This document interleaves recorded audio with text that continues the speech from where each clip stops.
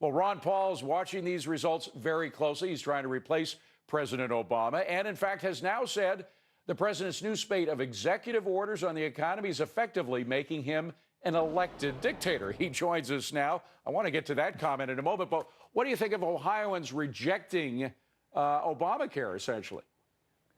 Well, I think that's good and that's healthy. It's just too bad we don't apply that principle to about everything Washington does. You know, we'd like to opt out, and that's what they're saying. They don't want to be pushed in.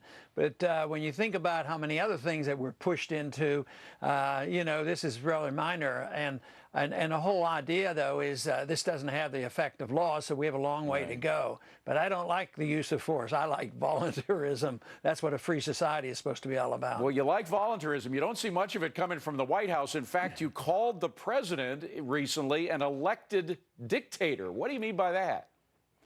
Well, you know, a couple of weeks ago, he announced, well, Congress is too slow. They don't move fast enough. So he was very bold about it. He says, I'm going to pass my legislation, you know, one piece at a time, you know, and his stimulus package. I'll write an executive order every week. I mean, that is arrogant. I mean, it is flaunting the Constitution and the whole principles of how we're supposed to operate.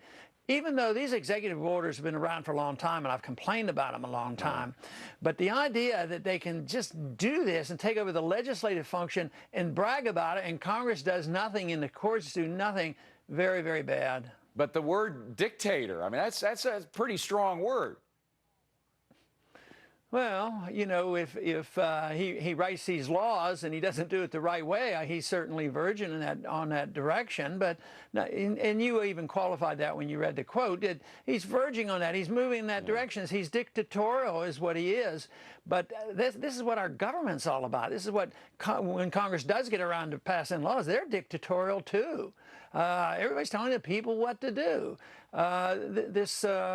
The whole process for many, many decades, this is what the whole taxing system is about, dictating and dictatorial and telling people what to do with their lives. And how would you change things? Well, you can't. You have to change it by changing people's minds. But I think that's what's happening. I think this is why we have a Tea Party movement going out there, and people are demonstrating because they're sick and tired of what they're being dictated to. Just like the people in Ohio, they were tired of being dictated. You have to buy this insurance.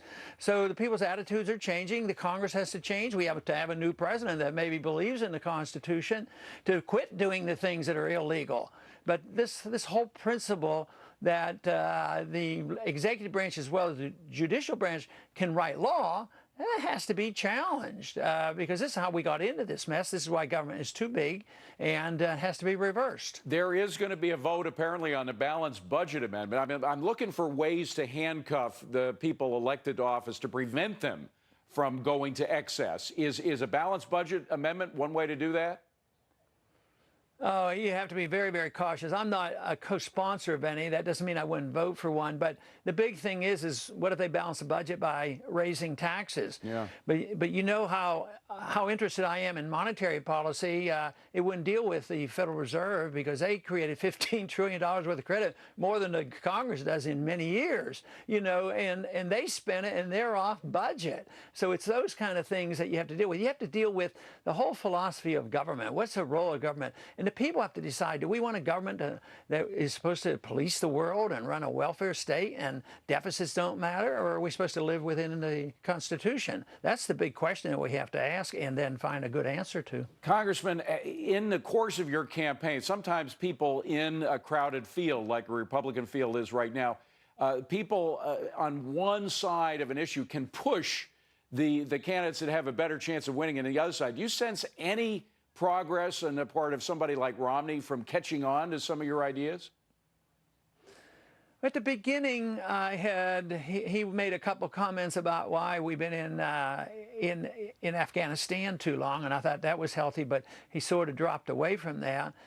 He himself hasn't said too much about the Federal Reserve, but other candidates have. Yeah, they have. You know, they've mentioned, they say maybe we should know more what the Fed is doing, and I thought that was healthy. So in some ways, you know, the ideas are getting out there, but I think, you know, that might be just sort of pandering a little bit, but I hope I'm giving the true message that the people need to hear. Well, if, and I know this is going against your better instincts, but if somebody like Romney becomes the nominee, and if he actually becomes the president of the United States, do you think he'll just forget about the lip service that he might have been giving to some of your ideas once he's president?